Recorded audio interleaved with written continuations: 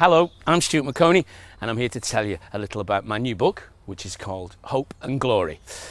The last couple of books, if you know them at all, Pies and Prejudice and Adventures on the High Seas, and I hope you do know them, of course, have been British travel books. Now, I still feel a bit sheepish about applying that word travel to my books, because when I think of travel books, I tend to think of a man with weather-beaten, tanned skin, eyes narrowed, wearing a bandana, living with nomads somewhere in the Kalahari, or someone who's fought off polar bears as he's existed for 6 months on an ice floe somewhere off Greenland.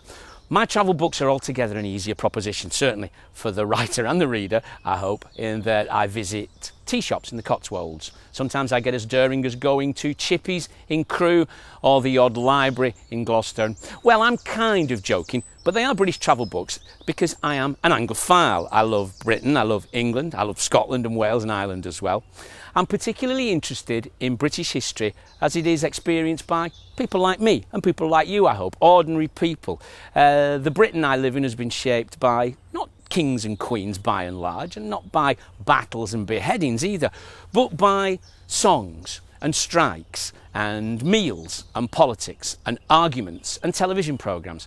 So this time out, I wanted to write a book that I could continue to have fun travelling around Britain, eavesdropping on conversations, seeing wonderful things, meeting quirky people, but also dig a bit deeper in terms of history and culture.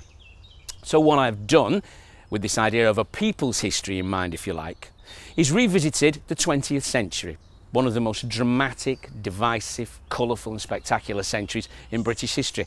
And I've chosen a day from every decade of that century, one day in which an event happens that somehow shapes the Britain we live in today, from sport to class and women, from politics to television, from adventure to children. And look at how those days still have ramifications and echoes in how we live today.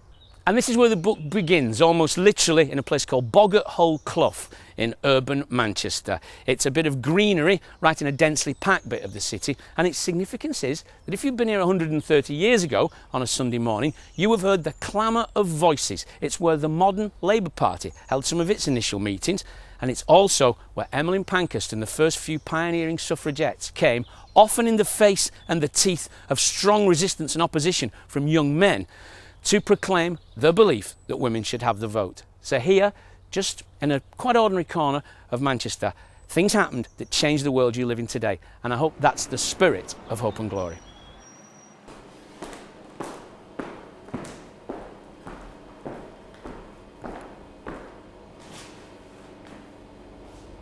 Here's another location that I visit in my new book, Hope and Glory. The idea is that I come to some of the places where major events have happened that shape British history, and some incidental and associated places too.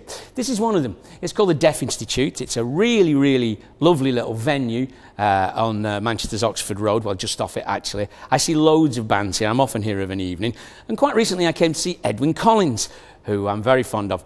And the drummer in his band is a nice guy. I got talking to him backstage afterwards, and we talked about our mutual experiences of 1977, the year when some people got out the trestle tables and the pork pies and the Victoria sponges and the bunting, and some other people spent their time running through the streets causing havoc and trying to overthrow the government or something like that.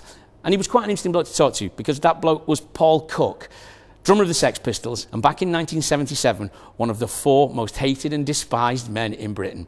Find out more about that in my new book.